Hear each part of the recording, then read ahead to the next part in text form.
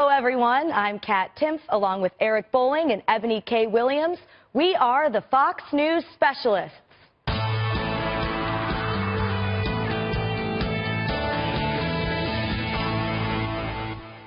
President Trump is wasting little time reigniting his war with leakers and the mainstream media.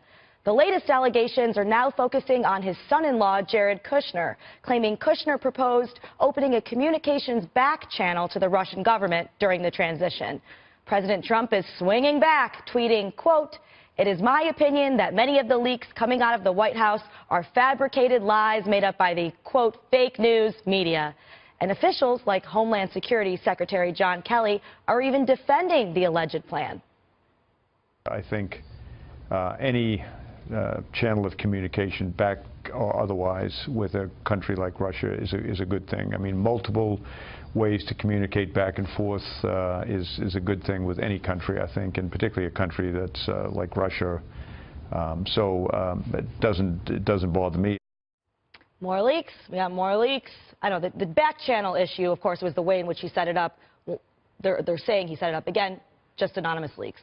You know what it feels like? It feels like this is the deep state, the leakers, getting together with the swamp, the D.C. establishment that's fearful of losing their status and their position in D.C., and aided and abetted by the mainstream media, very liberal, left-leaning mainstream media, to create the illusion that this Russia story has legs and there's some there, but really there isn't. They continue to fuel this thing that happens to not be able to ignite. Meanwhile, Trump has done everything he promised to do with creating jobs. Stock markets are on a tear.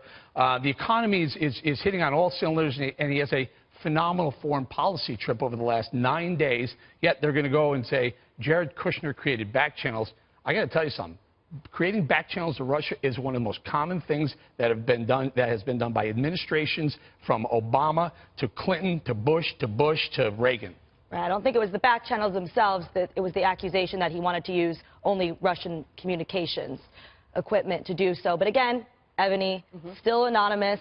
Media is acting as if it's not in many cases. Yeah, and I think this is where American fatigue starts to kick in. I think those of us who are legitimately interested in any possible wrongdoing, this sounds like pure noise. This sounds like a distraction. It's not helpful at all. If it's not coming from the FBI or the DOJ, I'm really not interested. I feel the same way. All right, let's meet today's specialists. She is a former editorial writer for The Washington Times. She's a former reporter for Politico, and she's currently a political analyst and founder of Bold, a digital news platform. So naturally, she specializes in everything politics. Carrie Sheffield is here. Hey guys, great to be here. And he is a political commentator. He's a candidate for Brooklyn, New York borough president, and he's a co-host of the last podcast on the left. But he specializes in everything crime. He even has a crime podcast. Ben Kissel is here. Thanks for having me, guys. Oh, thanks, Awesome. Ben. Ben, great to see you. Yes. And happy Memorial Day. Yes, Yes, of course. Good job with the flag. Proud American. Well, Hashtag good Proud job. American. Let's make a trend. Yeah, I did. I'm very proud, even though I'm wearing teal and don't have a flag. I'll just say that. Don't hold that against me. So, Carrie, we talked about these leaks. I know you've been somebody who's been critical of Trump.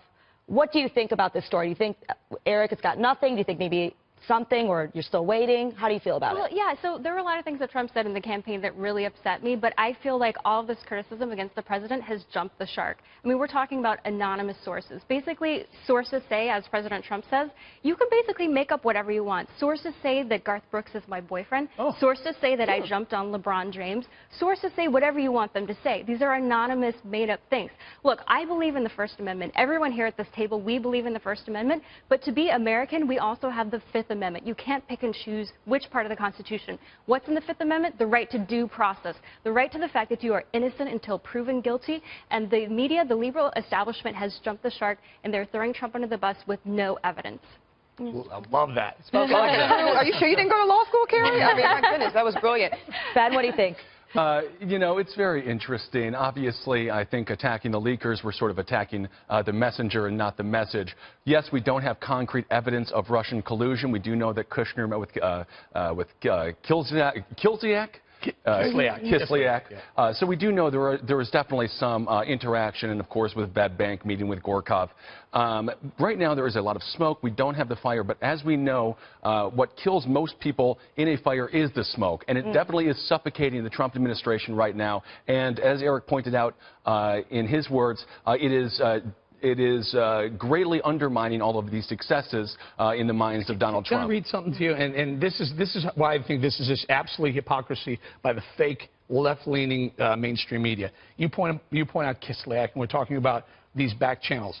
December 31st, 2014, Bloomberg Magazine. The title of this story is Inside Obama's Secret Outreach to Russia. They go into what was going on behind the scenes, but John Kerry has been the point man, I'm quoting the article, point man on dealing with Russia because his close relationship with Russian Foreign Minister Sergei Lavrov. They meet often without any staff members present, and talk on the phone regularly.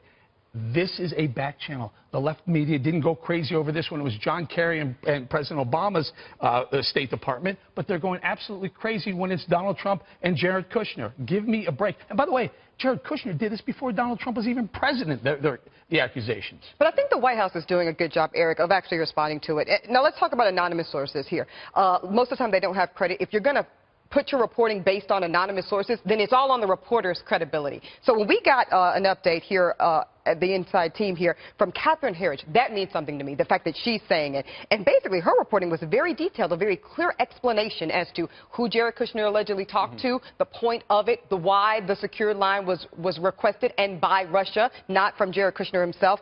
And so all of that makes some sense to me if it indeed comes out to be that way. The most important part, Jared Kushner's anxiousness to get in front of Congress and tell his side of the story. That transparency, I think, will certainly go a long way. Right. And I see so many of these stories that don't even mention that, saying, or if they do, it's at the very bottom. He's saying, I'll talk to Congress, but any of these meetings, he's continually said that. No, well, absolutely. And the comparison, I think, here is in the Obama White House, you had Valerie Jarrett, a very close personal friend from Chicago, who basically was, Barack Obama's, tell-all. Very close. And where was the leftist media there? Nowhere. When you look at, on this program last week, you guys talked about the Harvard study. I went to the Harvard Kennedy School that produced that study. When Harvard, of all places, and I can tell you, there's such bias against conservatives at Harvard. When freaking Harvard says that there is leftist bias in the media, that means something. I think that there are two main differences, though, of these allegations. As I mentioned, allegedly wanting to use solely Russians' communications gear, and the fact that he would have done it without, normally you work with the existing administration and the incoming administration. The difference is that Barack Obama did not, he took the Trump win incredibly personally. And the fact that the entire regime was turned against him, that's the difference here. Let me add something right now. Hold on, this is very important, Kat. Very important, because you said this is, this is different.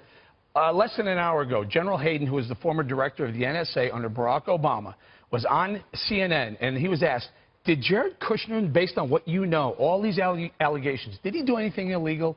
And General Hayden said unequivocally, looked right into the camera and said, no, he didn't do anything illegal. Well, I wouldn't have advised him to have done that, but he didn't do anything. Right, yeah, I didn't say illegal. But I was just explaining the difference. We have a left-leaning media and people who are jumping on that bandwagon saying, hey, look at all this stuff. Ben mentioned a lot of smoke. Right. Well, sometimes there is a lot of smoke and no fire at all. But again, that smoke is filling up the room, and it's blinding people from being able to see what Donald Trump is doing right in his mind. Also, we have to keep in mind what's happening now with James Comey, going to be testifying for this in front of the Senate very soon. If it does come out to be true that Donald Trump tried to impede the investigation into Michael Flynn, then the Russian scandal is moot, because now we have You're doing another hypothetical, though, Ben. You're doing exactly what the left-leaning media is doing. You know what Comey said? Sure, I'll testify. But you know what else he said? I'm not bringing that smoking gun note that he allegedly wrote right after the meeting that allegedly Donald Trump leaned on him to look the other way on an investigation. Well, and Eric, he's not going to put that into the record. We're just going to have to wait and see what he said, to see what Comey says under oath, and I think we will get a lot of information. I completely agree. All right, and despite all of the furor around Russia investigation, a few aren't forgetting to ask how this impacts the average American. No one in Ohio is asking about Russia. We have to deal with this. We definitely have to deal with this. It's on the minds of the American people. But if you want to know what people in Ohio, they want to know about jobs. They want to know about their children. We are preoccupied with this. It's not that this is not important, but everyday Americans are being left behind because it's Russia, Russia, Russia.